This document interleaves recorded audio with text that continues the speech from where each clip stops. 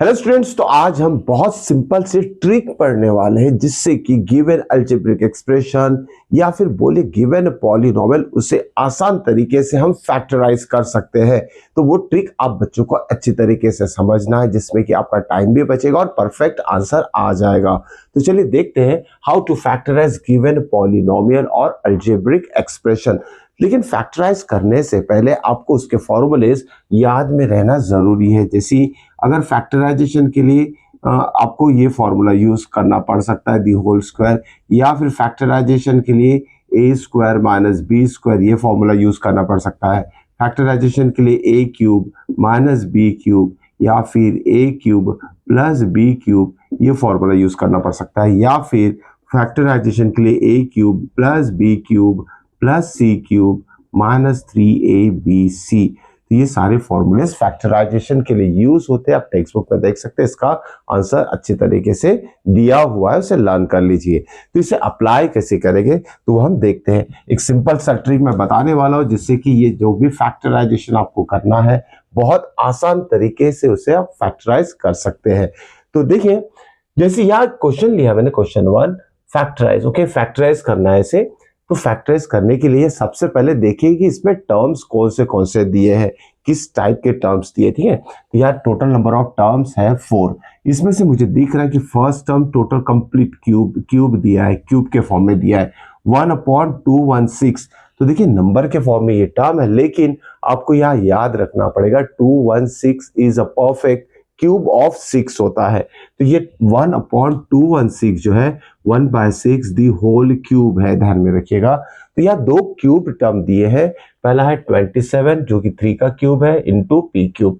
तो 27 P cube एक complete cube है, और साथ में 1/216 is a complete cube of 1/6।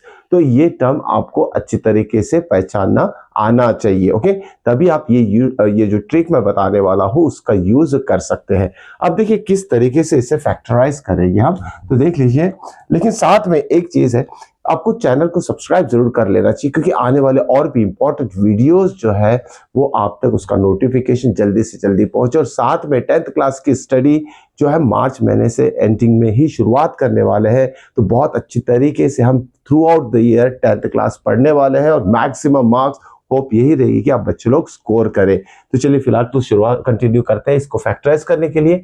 देखिए यहाँ क्या दिया है, होल क्यूब दिया है, ये भी होल क्यूब है, साथ में माइनस साइन है। सेकेंड जो क्यूब टर्म है उसका साइन माइनस है।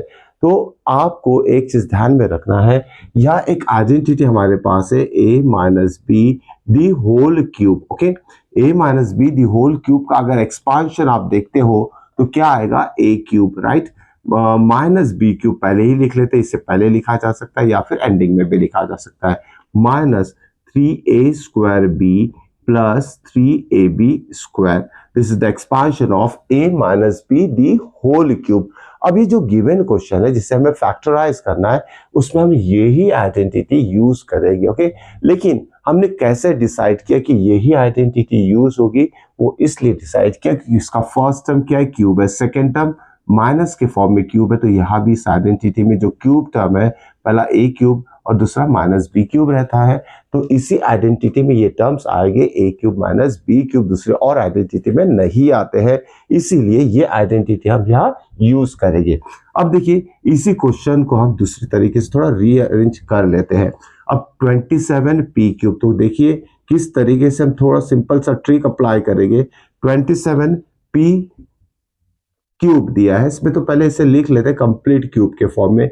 ये हो जाएगा 3p the whole cube minus 1/6 the whole cube. सबसे पहले आपको ये दो टर्म को कंप्लीट क्यूब के फॉर्म में लिख लेना है। ओके, तो समझ में आ गया होगा बात कि जो दोनों क्यूब टर्म है उसे कंप्लीट क्यूब के फॉर्म में आपको लिख लेना है। ठीक है, इसके बाद अब देखिए यहाँ आगे के टर्म कुछ भी दिए उससे हमें ज्यादा ध्यान देने की जरूरत नहीं है। हम यहाँ सिर्फ इस आइडेंटिटी को ध्यान देंगे। ठीक है, इस आइडेंटिटी का जो राइट हैंड साइड है एक्सपांशन है उस पर ध्यान देंगे। ठीक है, तो देखते हैं क्या लिखेंगे। इसी को मैं इस फॉर्म में लिख रहा हूँ। फर्स्ट इसका ये कंप्लीट क्यूब हो गया, इसका ये कंप्लीट क्यूब हो गया। फिर देखिए आइडेंटिटी में क्या साइन है, माइनस, क्या दिया उसके बाद 3, उसके बाद क्या दिया है ए स्क्वायर। तो देखिए यहाँ जो A minus B the whole cube है तो a मतलब होगा आपका 3p और b मतलब हो जाएगा 1/6। तो a b को भी आपको पहचानना आना चाहिए। कंप्लीट क्यूब है, देखिए a 3p the whole cube and 1/6 the whole cube. तो a क्या हो जाएगा, जो कंप्लीट क्यूब है पहला वो a की वैल्यू हो जाएगी, ध्यान में रखिए, साइड में आप लिख सकते हैं a is equal to 3p and b is equal to 1/6। ठीक है, तो इस ए बी की वैल्यू का यूज यहाँ आगे करना है हमें। 3 इंटू, ओके, ए मतलब क्या है हमारा 3p, तो यहाँ लिख लेंगे हम 3p होल स्क्वायर, यहाँ लिखा जाएगा क्योंकि ए स्क्वायर है, इंटू बी, बी क्या है 1/6, तो उसे लिख लेंगे 1/6 प्लस, ओके, प्लस क्या आएगा 3ab, तो यहाँ 3 लिखेंगे, ए क्या है हमारा, ए इज 3p, ओके, 3p लिख लिया, उसके बाद बी क्या है हमारा 1/6, तो 1/6 का होल स्क्वायर। देखो ये डायरेक्टली मैंने इसके ऊपर ध्यान नहीं दिया है कि क्या टर्म यहाँ दिए हैं, ओके, तो यहाँ जो टर्म आगे के दिए उसके ऊपर ध्यान नहीं दिया, डायरेक्टली जो भी एक्सपांशन है उसी का यूज किया, लेकिन यूज करने से पहले ए और बी को रिकॉग्नाइज कर लिया कि ए बी की वैल्यू क्या होगी, और वही ए बी की वैल्यू यहाँ सब्स्टिट्यूट कर दिया, तो ये जो गिवन क्वेश्चन था वो इस फॉर्म में कन्वर्ट हो चुका है। ओके, अब देखते हैं थोड़ा कि जो हमने कन्वर्शन किया है वो करेक्ट है या नहीं है। ओके, तो देखिए थोड़ा सॉल्व करके देखते हैं। ये 3p दी होल स्क्वायर हो जाएगा 9p square, okay, 9p square. तो इस टर्म को मैं थोड़ा सॉल्व करके बताता हूँ आपको। तो 3 इंटू 9p स्क्वायर इंटू 1/6, देखिए 3 1 सा 3 2 सा, तो क्या टर्म आएगा इसका, आंसर क्या आएगा 9p स्क्वायर बाय 2। देखिए 9p स्क्वायर बाय 2 यही टर्म हमें यहाँ मिल रहा है। साथ में इसे भी अगर सॉल्व करोगे आप, दिस इज 6 स्क्वायर, राइट, इसे भी अगर आप सॉल्व करते हो तो क्या आंसर आएगा आपका 3 इंटू 3p इंटू 1/6 स्क्वायर कितना होगा 36। चलिए 3 से डिवाइड कर देते, 3 1 सा 2 सा, फिर उससे 3 से और से डिवाइड करते 3 4 सा, तो कितना आएगा 1/4, ओके, 1/4 यानी p/4 आ जाएगा, या फिर 1/4p। तो देखिए सेम टर्म हमें मिल रहा है जो कि क्वेश्चन में दिया है, तो ज्यादा सोचने की जरूरत हमें यहाँ पढ़ने वाली नहीं है। बस हमने एक बार आइडेंटिटी लिख लिया, उसी हिसाब से इस टर्म को अरेंज कर दीजिए और उसके बाद हम फाइनल आंसर की ओर जाएंगे। ठीक है, होप सो कि ये समझ में आ चुकी होगी स्टेप आपको। चलिए आगे बढ़ते हैं। अब देखिए यूजिंग आइडेंटिटी हम यहाँ लिख लेंगे, यूजिंग आइडेंटिटी, ओके, आइडेंटिटी, तो कौन सा आइडेंटिटी यूज करना है ये। अब ये राइट हैंड साइड, ओके, किसका एक्सपांशन है, इसका, मतलब इसका एक्सपांशन क्या आएगा, डायरेक्टली लिखेंगे हम, ए यहाँ लिखेंगे 3p, ओके, और बी लिख लेंगे 1/6 और दी होल क्यूब लिखिए, उसके बाद होल क्यूब होने की वजह से 3 टाइम्स इसे मल्टीप्लाई कर दीजिए ब्रैकेट के फॉर्म में, 3p माइनस 1/6, 3p माइनस 1/6। इस तरह से जो गिवन अल्जेब्रिक एक्सप्रेशन या पॉलिनोमियल है वो फैक्टराइज हो चुका है। होप सो कि ठीक समझ में आ चुकी होगी। एक और एग्जांपल लेंगे इसे इसी तरीके का, और उसे भी हम इसी तरीके से इसी मेथड से उसे फैक्टराइज करेंगे। चलिए लिखते हैं नेक्स्ट एग्जांपल। तो क्वेश्चन नंबर 2 क्या दिया है, suppose 64a cube minus 27b cube minus 144a square b plus 108 a b square. ठीक है, ये क्वेश्चन है, इसे भी फैक्टराइज करना है। अब इसमें सबसे पहले हम क्या करेंगे, टर्म्स चेक करते हैं। क्यूब वाला टर्म, ये पहला क्यूब वाला टर्म है, ये दूसरा क्यूब वाला टर्म है, राइट, और ए बी के फॉर्म में ये एक्सप्रेशन दिया हुआ है। ठीक है, तो यहाँ क्या करेंगे हम, पहले इसे क्या करते हैं, कंप्लीट क्यूब के फॉर्म में कन्वर्ट कर देते हैं। 64 which is a cube of 4, उसके बाद ए एज इट इज रहेगा क्योंकि ए क्यूब ही होगा, minus, okay, 27 is a cube of 3, तो 3 लिख देंगे, बी लिख देंगे होल क्यूब। देखिए हमें ए क्यूब और बी क्यूब दोनों फॉर्म मिल गए हैं, फर्स्ट क्यूब सेकेंड क्यूब मिल चुका है, यही ए और बी की वैल्यू रिप्रेजेंट करेगा। लेकिन इस क्वेश्चन में already small letter a b use हो चुके हैं, तो जो भी अल्जेब्रिक आइडेंटिटी है यूज करेंगे दूसरे लेटर के फॉर्म में यूज करेंगे। ठीक है, दूसरे लेटर के फॉर्म में यहाँ लिख देता हूं मैं आपको, लेकिन साथ में सबसे पहले यहाँ अरेंजमेंट करना पड़ेगा हमें, लेकिन यहाँ हम स्टॉप करेंगे, पहले आइडेंटिटी लिख लेते हैं। यहाँ लिखेंगे हम यूजिंग, अब देखिए ए क्यूब फिर माइनस बी क्यूब है, तो ये आइडेंटिटी कौन सी यूज होगी इसमें, एक्स माइनस के फॉर्म में लिखेंगे हम, x minus y the whole cube. क्या होता है इसका एक्सपांशन, अभी थोड़ी देर पहले हमने किया है, x cube minus y cube minus 3 x square y plus 3 x y square, तो इसका एक्सपांशन है, ठीक है। अब इसका यूज करके हम ये आगे की स्टेप कंप्लीट करेंगे, ठीक है। तो फर्स्ट एक्स क्यूब, तो यहाँ एक्स क्या हो गया हमारा, x is equal to 4a और y इज इक्वल टू क्या हो जाएगा, 3b हो जाएगा, ठीक है। उसके बाद ये टर्म कंप्लीट करना, इसी का यूज करेंगे हम, यहाँ देखने की जरूरत नहीं पड़ने वाली हमें। तो देखिए माइनस है तो माइनस लिख दिया, 3 है तो 3 लिख दिए, ओके। एक्स स्क्वायर है, एक्स क्या हमारा 4a, ठीक है, तो लिख लिया 4a और होल स्क्वायर लिख लिया। y क्या है, y इज 3b, तो 3b यहाँ लिख लिया हम, ठीक है। प्लस यहाँ क्या है 3xy स्क्वायर, तो यहाँ लिखेंगे 3x means what 4a, x is 4a and y is 3b, 3b the whole square, ठीक है। अब हमारी बारी आती है चेकिंग करने की कि जो भी अरेंजमेंट हमने यहाँ किया है, ओके, जो भी अरेंजमेंट यहाँ किया वो परफेक्ट मैच करेगा कि क्वेश्चन के इस रिमेनिंग पार्ट से। तो हम कैलकुलेशन कर लेते, पहले ये वाला पार्ट चेक कर लेते, ये पार्ट का आंसर क्या आएगा। देखिए 3 पहले दिया, 3 4 स्क्वायर कितना होगा 16, a का स्क्वायर a स्क्वायर होगा इंटू 3 इंटू बी। तो मैंने नंबर टू नंबर मल्टीप्लाई कर लेते, 3 3 सा 9 एंड 16 9 से कितना होगा 144 आ गया है, a स्क्वायर आ गया है, b स्क्वायर b भी आ गया है, ओके, माइनस एन ऑलरेडी है। इसका मतलब हमने जो भी ये अरेंजमेंट लिखा है, ये अरेंजमेंट किया यूजिंग आइडेंटिटी, वो करेक्ट है, यहाँ देखने की जरूरत नहीं पड़ी है, इसे एडजस्टमेंट करने की कोई जरूरत नहीं पड़ी है, सोचने की जरूरत नहीं पड़ी है। सिंपल सा ट्रिक आपको अप्लाई करना है जिससे कि परफेक्ट आंसर आना ही है, ओके। इसके बाद की स्टेप में क्या करेंगे हम, यूजिंग आइडेंटिटी ऑलरेडी लिख चुके हैं हम, x is equal to 4a, y is equal to 3b लिख चुका है, तो इज इक्वल टू क्या हो जाएगा डायरेक्टली, ये 4a minus 3b the whole cube के फॉर्म में आ जाएगा, क्योंकि ये एक्सपांशन है इसका, ओके। तो यहाँ 3 टाइम्स मल्टीप्लाई कर देंगे हम ब्रैकेट को, तो वो ही फैक्टराइजेशन कहलाएगा, ओके। इस तरह से गिवन अलजेब्रिक एक्सप्रेशन या पॉलिनोमियल को हम फैक्टराइज कर सकते हैं, आसान तरीका है, तो एक बार ट्राई जरूर कीजिएगा, प्रैक्टिस जरूर कीजिएगा, ओके।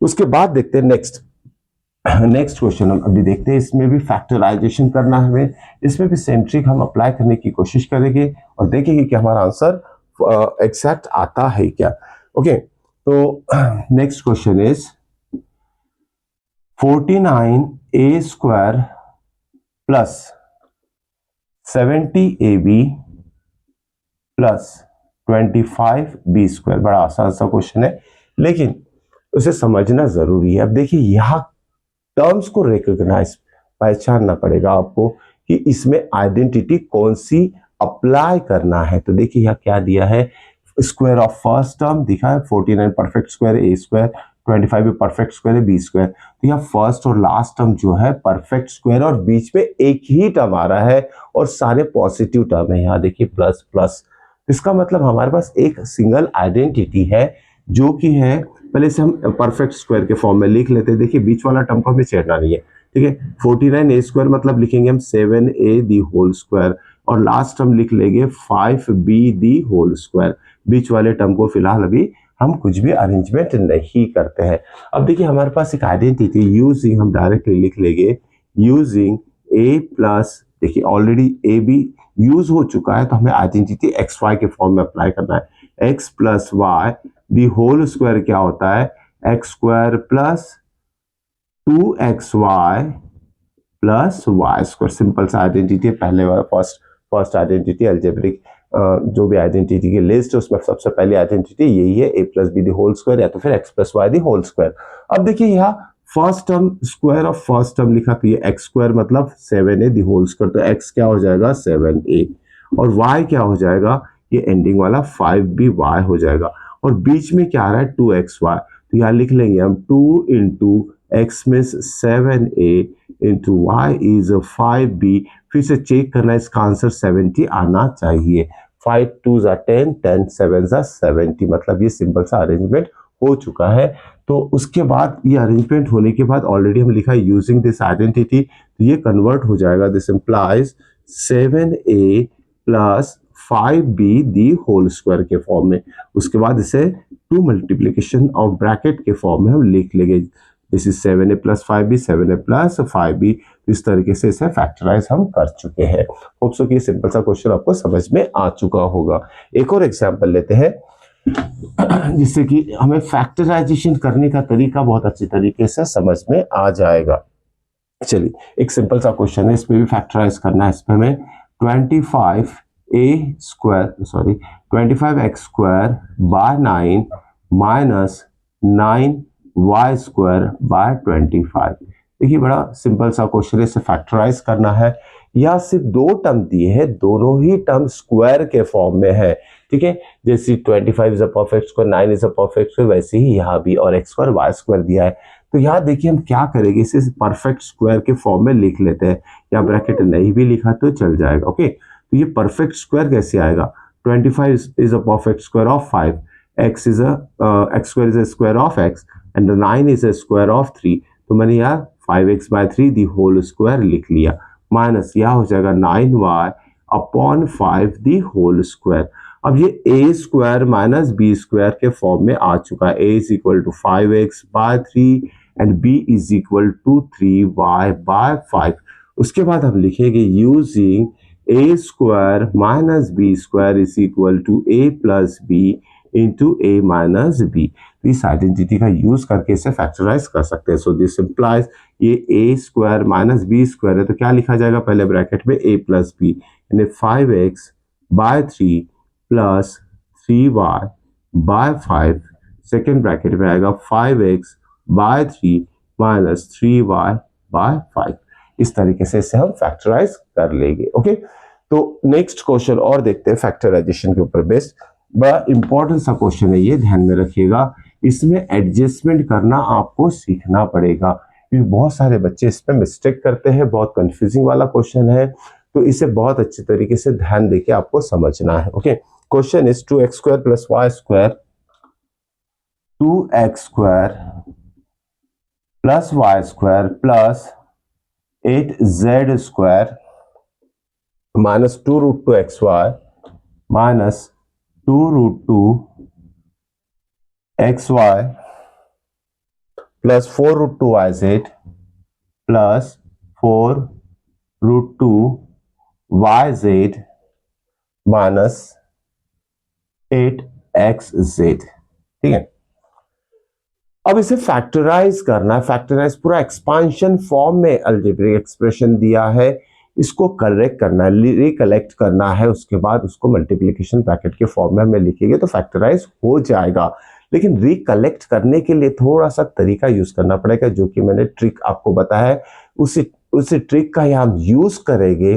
तो देखिए कैसे करेंगे, तो हमें दिख रहा है कि a² plus b² plus c² मतलब हमारा यहाँ जो फॉर्मूला अप्लाई होने वाला है वो a plus B plus C the whole square, यही फॉर्मूला यहाँ अप्लाई करेंगे फैक्टराइज करने के लिए। लेकिन उस फॉर्मूले के फॉर्म में इसे पहले कन्वर्ट करना पड़ेगा, तो थोड़ा सा एक स्टेप यहाँ लिख लेते हैं कि किस तरीके से इसे परफेक्ट स्क्वायर बनाया जाए। देखिए 2 is not a perfect square, लेकिन यहाँ √2 यूज हुआ है दो जगह, √2 मतलब यहाँ जो स्क्वायर लिया इसमें से कोई ना कोई √2 टर्म होगा ही।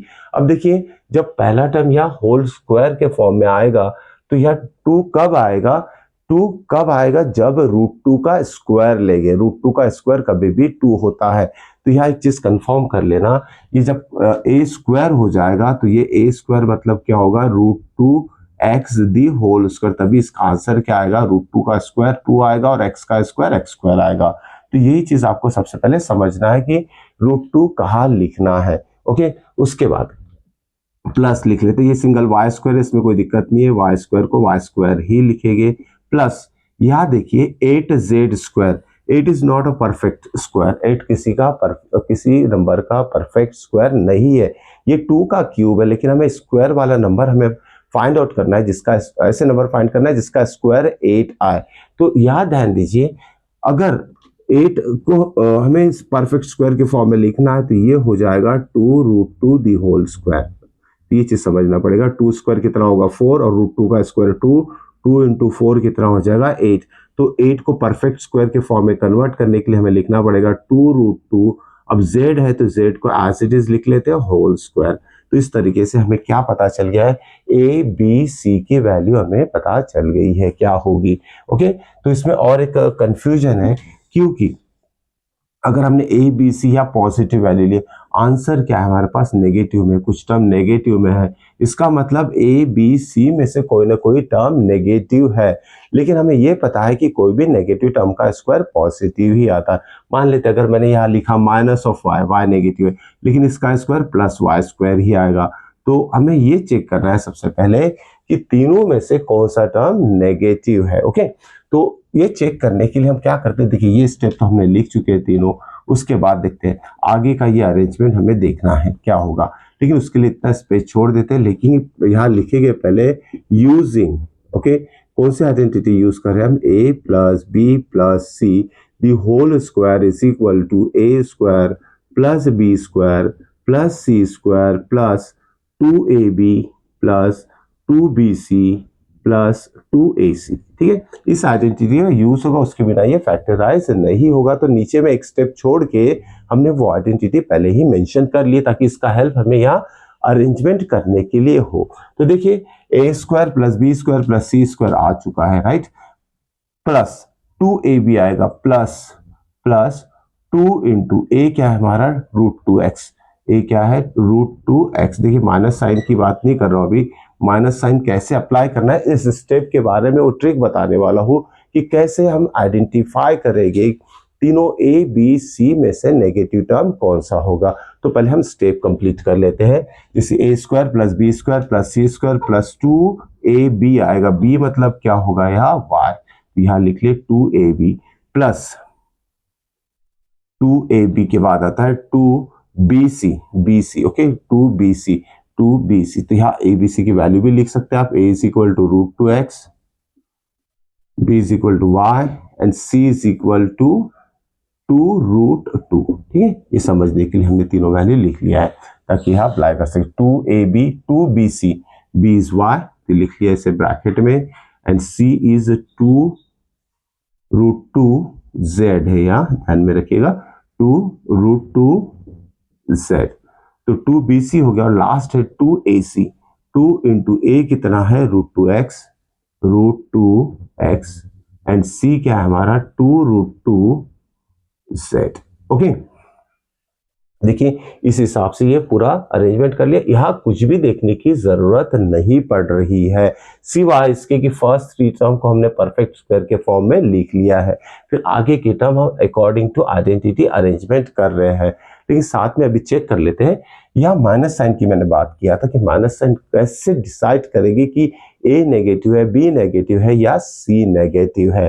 तो देखिए सिंपल सा तरीका है, यहाँ देखिए इस टर्म्स को चेक करते, इस क्वेश्चन में चेक कर रहे हैं हम कि नेगेटिव साइन कौन से, इस टर्म का साइन नेगेटिव है और इस टर्म का साइन नेगेटिव है। सबसे पहले फिर से एक बार देख लीजिए कौन से टर्म का साइन नेगेटिव है। ये दो टर्म नेगेटिव साइन दिख रहा है, 8xz और 2√2xy। अब इस दोनों टर्म में कौन सा वेरिएबल कॉमन आ रहा है, दोनों में से कौन सा वेरिएबल रिपीट हो रहा है, ये तो सेम आ रहे हैं, या मुझे दिख रहा है कि यहाँ x आ रहा है और यहाँ भी x आ रहा है।